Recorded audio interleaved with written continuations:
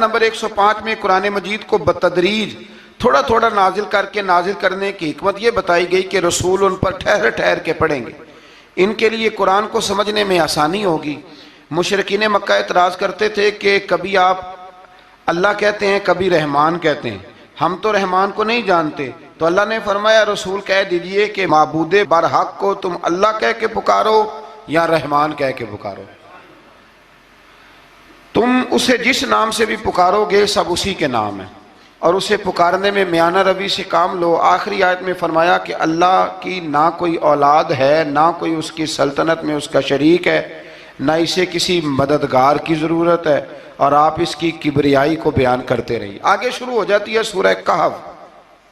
اصحاب کہف کا نام تو سنا ہے نا ماشاءاللہ آپ حضرات۔ پہلے اس کی فضیلت میں ایک حدیث نہ بیان کروں؟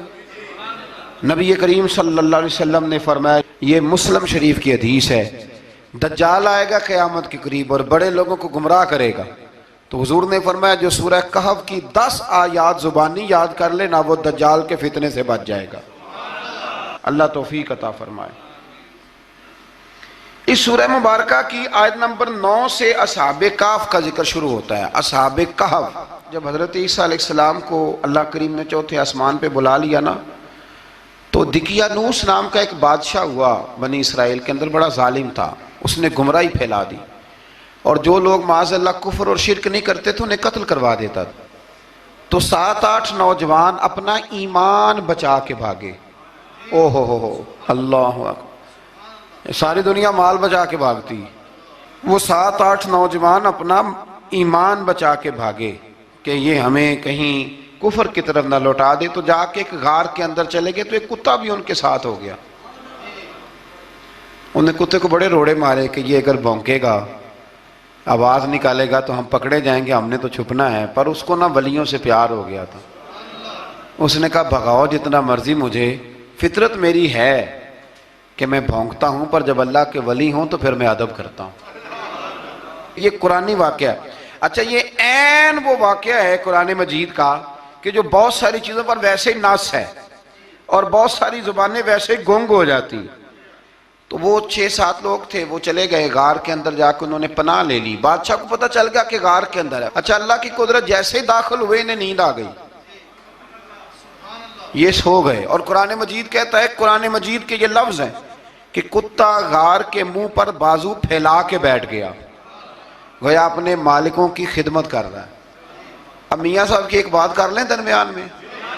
میاں صاحب فرماتے ہیں، جنہ تناں وچ عشق نہ رچیا کتے ہونا تھی چنگے، اور چلو مالک دے کر راکھی کر دے صابر بھوکے ننگے۔ یہ دیکھو نا کہ اتنا تو ان کے اندر بھی کمال ہے، اپنے نا دونوں بازو پھیلا کے، کتا بھی غار پہ بیٹھ گیا، ان کو نیند آ گئی۔ بادشاہ نے پتہ کرایا کہاں بھاگ کے گئے، تو کہا وہ غار کے اندر ہیں۔ بادشاہ کہنے لگا کہ ان کی سزا یہ ہے کہ ایک دیوار چن دو غار کے منہ میں، غار کوئی بند کر دو۔ جس بندے کی ڈیوٹی لگائی نا غار چننے کی، بندہ بڑا نیک تھا، اس کو دیوار بنانے کا ذمہ دیا، اس نے نا دیوار بھی بنائی اور ایک تختی پہ نا سب کے نام لکھے، اور وہ تختی ایک صندوق میں رکھ کے وہاں بند کر دی، اور اسی طرح کی ایک تختی اس کے نیچے لکھا کہ ایک تختی ان کے ناموں کی نا میں مال خزانہ میں بھی بند کر رہا ہوں۔ اللہ تبارک و تعالیٰ کی قدرت کے بعد مفسرین نے لکھا ہے وہ 100 سال تک سوئے رہے، اور بعض نے لکھا ہے کہ 300 سال تک سوئے رہے۔ 300 سال کے بعد اس طرح ہوا کہ حکومتیں بدل گئیں۔ بیدروس نام کا ایک بادشاہ آ گیا، وہ بڑا نیک دل تھا، اس نے ہر طرف حضرت عیسیٰ علیہ السلام کی شریعت کا پھر سے نعرہ بلند کیا۔ اب نا کچھ لوگ ایسے تھے جو منکر ہو گئے تھے کہ مرنے کے بعد دوبارہ کیسے اٹھیں گے۔ بادشاہ ایک دن حجرے میں گیا، جا کے دعا مانگی، یا اللہ کوئی ایسی بات دکھا جس سے لوگوں کا ایمان پکا ہو جائے۔ اس طرح کے بادشاہ ہوا کرتے تھے۔ تو رب کریم نے کہا میں نے تو پہلے ایک راز چھپا کے رکھا ہوا ہے، کھول دیتے ہیں۔ اس نے دعا مانگی، اور ادھر کیا معاملہ ہوا، ایک چرواہا بکریاں چرانے والا وہاں سے گزرا، اس نے سوچا یہ دیوار ہے، اگر اس کا منہ کھول لوں نا کبھی تو میری بکریاں یہاں تھوڑا سا دھوپ کے اندر سستا لیا کریں گی۔ اس چرواہے نے کیا کیا کہ اس نے وہ دیوار گرائی تاکہ میری بکریاں اندر جایا کریں۔ وہ دیوار گرائی تو اس نے اندر 6-7 لوگ سوئے ہوئے دیکھے، اور کتا بھی سویا ہوا دیکھا۔ اللہ تبارک و تعالیٰ اپنی قدرت سے، اپنے فضل سے ان کی کروٹیں بھی بدلتا رہا، اپنی قدرت سے۔ ایک طرف انسان پڑا رہے نا تو اعضاء گل جاتے ہیں، ان کی کروٹیں بھی بدلی جاتی، مناسب روشنی بھی دی جاتی، حرارت بھی۔ اس نے دیوار گرائی تو ان کی آنکھ کھل گئی، ایک دوسرے سے کہنے لگے آج تو بڑی گہری نیند سوئے ہیں یار، آج تو لمبی نیند پوری کر لی، چلو بھوک بڑی لگی ہے ایک دوست کو بھیجو۔ یہ سارا واقعہ قرآن مجید میں موجود ہے، میں اپنے لفظوں میں بیان کر رہا ہوں۔ جاؤ ایک دوست کو بھیجو بازار سے نا کھانا لے آئے، پیسے وہی 300 سال پرانی کرنسی۔ وہ جب نان بھائی کی دکان پہ گیا نا سامان لینے، اس کو پیسے دیے تو نان بھائی نے ہاتھ پکڑ لیا، کہنے لگا میاں تو کدھر سے آیا، یہ کون سے پیسے ہیں؟ اس نے کہا پیسے کاہے کہ میں بھی سوچ رہا ہوں کہ حالات بدلے ہیں، سارے حضرت عیسیٰ کا کلمہ پڑھ رہے ہیں، ماحول اور ہے۔ اس نے کہا تیرے ہاتھ کوئی خزانہ لگ گیا ہے، یہ تو ہم نام سنتے تھے کہ یہاں کوئی دقیانوس نام کا بادشاہ رہا ہے، کوئی خزانہ بتا کہاں سے لیے۔ شور ہوا، حاکم شہر تک خبر پہنچی، بادشاہ تک پہنچی۔ اس نے بتایا کہ بھئی ہم تو دقیانوس کے ڈر سے بھاگے ہیں، کل بھاگے ہیں یا آج سویرے، اتنا زیادہ ہمیں پتہ نہیں، کل یا آج سویرے بس نا اتنا سا ہمیں یاد ہے کہ ہم گئے تھے۔ بہرحال لوگ جمع ہو گئے، اکٹھے ہو گئے، غار تک پہنچے۔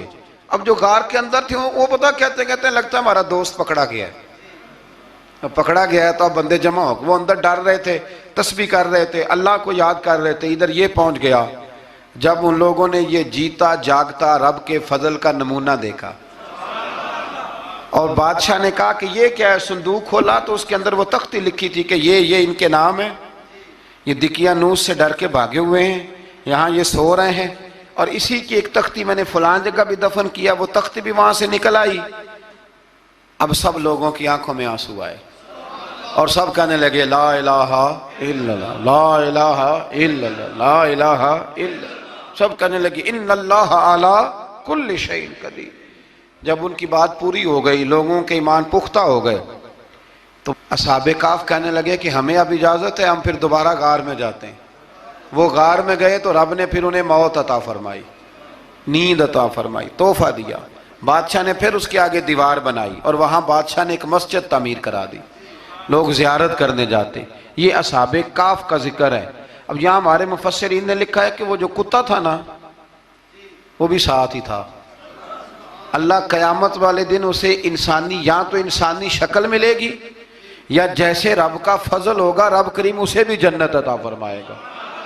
اس نے تبلیغ کی، دین کی، اس نے کیا کیا؟ تبلیغ کی، نمازیں پڑھی، روزے رکھے، حج کیا، 10 ہوتے صحیح اس کیتا کی۔ اسی آنکھیں نا خدا کے فضل سے ہم پر ہے سایہ غوث اعظم کا، ہمیں دونوں جہاں میں ہے سہارا غوث اعظم کا۔ لوگ پریشان ہو جاتے ہیں، کہتے ہیں کس طرح کی بات کرتے ہو؟ تو میں نے کہا اصل میں تیرا عقیدہ کچا ہے، وہاں تو کتا چلا جائے ولی کے پاس تو رب اسے جنت دے دیتا ہے، تو جیگتا جاتا مومن جائے تو اللہ کیوں فضل نہیں فرماتا؟ اس سے آگے نا پھر آیت نمبر 32 ہے، اس میں اللہ تبارک و تعالیٰ نے 2 لوگوں کا واقعہ بیان کیا ہے۔ فرمایا ایک شخص کے انگوروں کے باغات تھے اور چاروں طرف سے انہیں کھجوروں کے درختوں نے گھیر رکھا تھا، اور درمیان میں کھیتی بھی تھی، اور بیچ میں دریا بھی بہہ رہا تھا، اور ان باغات نے بہت عمدہ فصل دی۔ ایک دن یہ شخص اپنے ساتھی سے کہنے لگا میرا مال اور افرادی قوت تم سے زیادہ ہے، مجھے یقین ہے کہ یہ باغ کبھی برباد نہیں ہوگا۔ اول تو مجھے قیامت کا یقین ہی نہیں معاذ اللہ، لیکن اگر قیامت آئی تو مجھے وہاں سے بھی بہتر مال ملے گا۔ اس کے دوسرے ساتھی نے کہا تو اپنی اصل کو بھول گیا ہے، اور تو نے اپنے خالق کی ناشکری کی جو کہ وحدہ لا شریک ہے۔ اگر تم نے باغ میں داخل ہوتے وقت ماشاءاللہ لا قوت الا باللہ کہہ دیا ہوتا تو یہ تمہارے حق میں بہتر ہوتا۔ اگرچہ مال اور اولاد میں تم سے کم ہوں، لیکن میرا ایمان یہ ہے کہ اللہ تعالیٰ مجھے اس سے بہتر نعمت عطا کرے گا، اور آسمان سے کوئی آفت آئی اور تمہارا باغ تباہ و برباد ہو جائے گا، یا اگر اس کا پانی زمین میں دھس گیا تو پھر تم اسے تلاش نہ کر پاؤ گے۔ بالآخر اس شخص کا باغ برباد ہو گیا۔ وہ جو کہتا تھا نا مجھے یقین نہیں قیامت نہیں آئے گی، اس کا باغ ہی، اور وہ کف افسوس ملتے ہوئے کہنے لگا کاش میں نے شرک نہ کیا ہوتا، لیکن پھر اس کا کوئی نہ مددگار تھا اور نہ حمایتی۔ آیت نمبر 45 میں اللہ تعالیٰ نے دنیا کی زندگی کی ناپائیداری کو ایک مثال سے بیان فرمایا کہ آسمان سے بارش نازل ہوئی، گھنا سبزہ نکلا، پھر وہ سوکھ کر چورا چورا ہو گیا، جسے ہوا اڑا کے لے گئی۔ مال اور بیٹے تو محض جیتی دنیا کا سنگار ہے، جب تک تم زندہ ہو تب تک مال بھی ہیں اور بیٹے بھی ہیں۔ والباقیات الصالحات، اگر کچھ ہے باقی رہے گی تو تمہارے اچھے اعمال باقی رہیں گے، اور اگر اولاد نیک ہوئی تو وہ بھی باقیات الصالحات میں شامل ہو جائے گی۔ آیت نمبر 47 سے فرمایا کہ قیامت کے دن تمام روئے زمین پر ایک کھلے میدان کی صورت میں ہوگا، سب لوگ صف باندھے رب کے حضور اکیلے حاضر ہوں گے اور اپنے اعمال ناموں کو دیکھ کر خوف زدہ ہوں گے، کہیں گے ہائے افسوس، اس اعمال نامے کو کیا ہوا، اس نے نہ کوئی صغیرہ گناہ چھوڑا نہ کبیرہ، مگر سب کو شمار کیا۔ آیت نمبر 50 میں حضرت آدم علیہ السلام کو فرشتوں کے سجدہ، ابلیس کی نافرمانی اور شیطان اور اس کی ذریت کے انسان کے دشمن ہونے کا بیان ہے۔ آگے پھر ذکر شروع ہو جاتا ہے حضرت موسیٰ علیہ السلام اور حضرت خضر علیہ السلام کا۔ یہ لفظ خضر بھی ہے اور خضر بھی ہے، یہ دو تین طریقوں سے پڑھا جاتا ہے۔ حضرت خضر کے بارے میں مختلف روایات ہیں کہ یہ ولی ہیں کہ نبی ہیں، لیکن مضبوط رائے اکثر بزرگوں کی یہی ہے کہ یہ بھی اللہ کے نبی ہیں، اور بعض نے لکھا ہے یہ ہمیشہ سے زندہ ہیں۔ یہ دو اللہ کے نبی حضرت الیاس علیہ السلام اور حضرت خضر علیہ السلام، یہ دونوں ہر سال حج میں بھی جاتے ہیں، ہر سال حج میں بھی جاتے ہیں، کیونکہ ایک روایت ملتی ہے کہ محبوب کریم علیہ السلام حج پہ گئے تو فرمایا میں الیاس اور خضر کو پہاڑوں سے اترتے ہوئے دیکھ رہا ہوں۔ تو جن کو اللہ نے کھلی آنکھیں دی ہوتی ہیں پھر انہیں زیارت بھی ہوتی ہے، انہیں یہ نظر بھی آتے ہیں۔ حضرت خضر علیہ السلام کو اللہ نے علم لدنی عطا فرمایا۔ یہ علم لدنی اللہ جس کو اپنے پاس سے عطا کر دے اس کو علم لدنی کہتے ہیں۔ حضرت موسیٰ علیہ السلام ایک دن تقریر کرتے ہوئے کسی نے پوچھا کہ آپ سب سے بڑے عالم ہیں، فرمایا الحمدللہ۔ تو اللہ کریم نے فرمایا نہیں ہے موسیٰ کلیم، آپ سے بڑے بڑے بھی ہیں، بڑے بڑے لوگ ہیں۔ ہمارے ہاں مسئلہ ہے پا نہ پڑی اور لوگ مناظرہ کرنے آتے ہیں، کئی دفعہ لوگ نا مسئلہ بتاتے ہیں تو میں کہتا ہوں جناب آپ نے بتا دیا کہ اب آپ نے حکم کرنا ہے، اب آپ نے حکم کرنا ہے۔ کبھی کبھی کچھ لوگ ایسی باتیں کرتے ہیں وہ جی آپ ایک بندے کا نام لیتے ہیں ذکر کرتے ہیں، تو میں نے کہا چلو ہم نے بھی کہیں کچھ پڑھا ہی ہوگا نا تبھی تو ذکر کرتے ہیں، لیکن جو آتے ہیں نا لوگ وہ مشورہ تمہارے دور میں ہے ہی نہیں، جس نے جو لائن پڑھ لیا ہے وہ اس پہ پکا ہو گیا، سارا نہیں نہ پڑھا، سارا پڑھے پھر بات سمجھ میں آتی ہے۔ حضرت موسیٰ کلیم اللہ کے نبی ہیں اور کیا بات ہے ان کی، اور یہ بھی اللہ کا فضل ہوا حضرت موسیٰ نے یہ بات کی تبھی تو ہمیں اتنی شاندار حکمتوں کے پھول ملے، یہ بھی حضرت موسیٰ کا ہی کمال ہے۔ تو حضرت موسیٰ نے کہا کہ اے اللہ وہ جو مجھ سے بڑا ہے عالم ہے وہ کہاں ملے گا جس سے میں حکمت کی بات سیکھوں؟ تو فرمایا جہاں مجمع البحرین ہے نا، دو دریا ملتے ہیں، وہاں وہ ملے گا۔ حضرت موسیٰ کلیم سے اللہ نے فرمایا کہ جاؤ جہاں دو دریا ملیں گے نا وہاں تمہیں وہ شخص ملے گا۔ تو یا اللہ میں کس طرح؟ فرمایا زادرہ ساتھ لے جاؤ، کھانے پینے کا سامان۔ حضرت موسیٰ کلیم لے گئے، مچھلی بھی لے گئے۔ فرمایا یہ مچھلی جہاں تمہارے برتن سے نکل کے دریا میں داخل ہو وہاں دریا میں شگاف پڑ جائے گا، وہاں وہ تمہیں شخص ملے گا۔ حضرت موسیٰ نے اپنے خادم حضرت یوشع بن نون علیہ السلام کو بھی ساتھ لیا، یہ بعد میں حضرت موسیٰ علیہ السلام کے جانشین ہوئے۔ یہ دونوں سفر پہ نکل گئے، ایک جگہ پہ پہنچے جہاں پہاڑ تھا، ساتھ دریا بھی تھا، اس کے نیچے آرام کرنے لگے۔ حضرت موسیٰ کلیم سو گئے تو یوشع بن نون علیہ السلام موجود تھے، مچھلی جھٹ سے نکلی دریا میں داخل ہو گئی، وہاں راستہ بھی بن گیا۔ اب اٹھے حضرت موسیٰ کلیم، جب اٹھے تو فرمایا چلو چلیں، تھوڑا آگے جا کے فرمایا بھوک لگ رہی ہے کھانا تو نکالو۔ انہیں یاد آیا، کہنے لگے حضور مچھلی تو دریا میں چلی گئی تھی۔ فرمایا تو نے بتایا ہی نہیں، وہی تو ہماری منزل تھی جہاں مچھلی دریا میں گئی۔ پھر وہاں سے واپس آئے قدموں کے نشانوں پہ، وہاں پہنچے جہاں مچھلی گئی تھی تو وہاں ایک شخص لیٹا ہوا تھا چادر لے کے۔ آپ نے سلام لی تو انہوں نے کہا وعلیکم السلام یا موسیٰ کلیم اللہ۔ تو آپ نے فرمایا آپ کون ہیں؟ فرمایا میں وہی ہوں جس کو آپ تلاش کر رہے ہیں۔ تو فرمایا آپ نے مجھے کیسے پہچانا؟ فرمایا جس رب نے تمہیں بھیجا ہے نا اس نے ہی مجھے بتایا ہے کہ موسیٰ آ رہے ہیں، موسیٰ آ رہے ہیں۔ اب حضرت خضر نے جو کچھ فرمایا وہ بڑا شاندار ہے۔ فرمایا موسیٰ کچھ باتیں ایسی ہیں جن کا آپ کو علم ہے اور مجھے نہیں، اور کچھ ایسی ہیں جن کا مجھے علم ہے اور آپ۔ اللہ اکبر، یہ کبھی ہماری سمجھ میں بات آ جائے یہ کبھی سمجھ میں آ جائے. کچھ باتیں ایسی ہیں جس کا مجھے علم ہے اور یہ بڑے بڑے سیانے بندے نہیں مانتے. بڑے بڑے میں عالم ہوں جی، تو آپ عالم ہیں میاں ایک شعبے کے، لیکن بہت سارے دنیا میں شعبے ہیں نا. دین کے عالم کا درجہ سب سے بڑا ہے، لیکن قانونی مشاورت کرنی ہے تو آپ وکیل سے کریں گے. گاڑی کے بارے میں پوچھنا ہے تو کسی مکینک سے پوچھیں، لیکن آپ بن کے نہ بیٹھ جائیں. فرمایا جس کا آپ کو علم ہے مجھے نہیں، اور جس کا مجھے علم ہے ان میں سے آپ کو نہیں. تو کہا میں پھر آپ کے ساتھ رہنا چاہتا ہوں اور میں وہ سیکھنا چاہتا ہوں جو آپ بتا رہے ہیں. تو حضرت خضر فرمانے لگے صبر کر لیں گے میرے ساتھ؟ یہ سب سے مشکل کام ہے. یہ سب سے، یعنی ہر بات کی تو یہاں لوگوں کو وضاحت چاہیے. کھانسے بھی تو آپ کو بتانا پڑے گا کھانسے کیوں، ہنسے بھی تو آپ کو بتانا پڑے گا ہنسے کیوں. بے بزرگ ہیں، بزرگوں کی باتوں میں حکمتیں ہوتی ہیں، لیکن ہم حکمت کی طرف جانے کو تیار نہیں ہوتے. ہمیں تو فوری طور پہ جواب چاہیے، حل چاہیے.